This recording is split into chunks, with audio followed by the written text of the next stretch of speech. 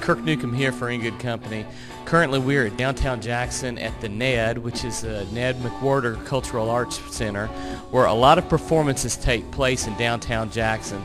We're here tonight because we're getting a chance to interview and attend the Atlanta Rhythm Section's concert. Now, the Atlanta Rhythm Section was one of the most prolific rock bands from the 70s and 80s, classified as Southern rock, but they transcended jazz, blues, rock, you name it.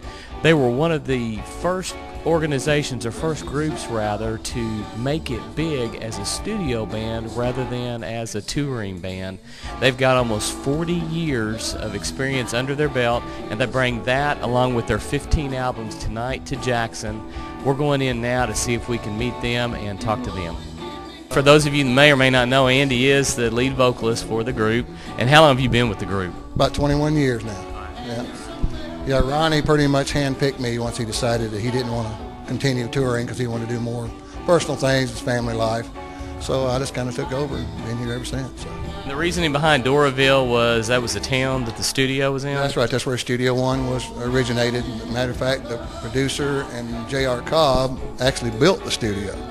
So we were the first act to come out of it. So.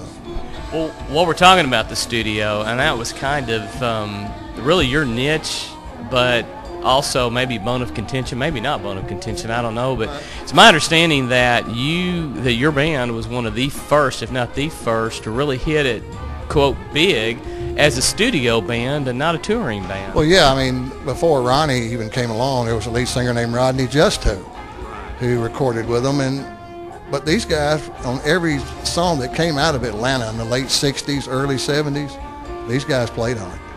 Everybody.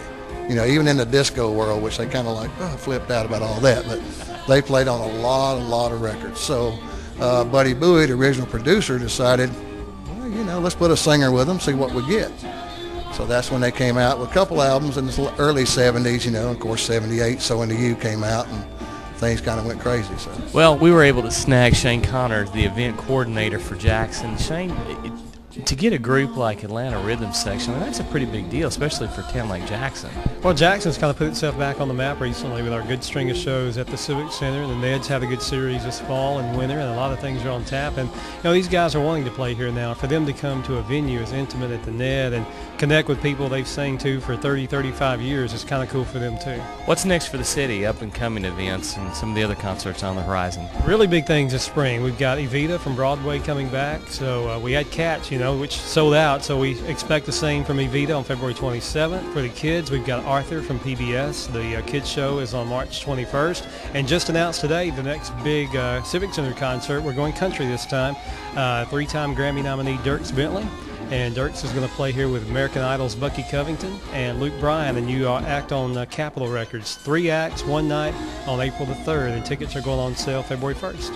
Find out more about In Good Company anytime you like, day or night, at WBBJTV.com, then go to In Good Company.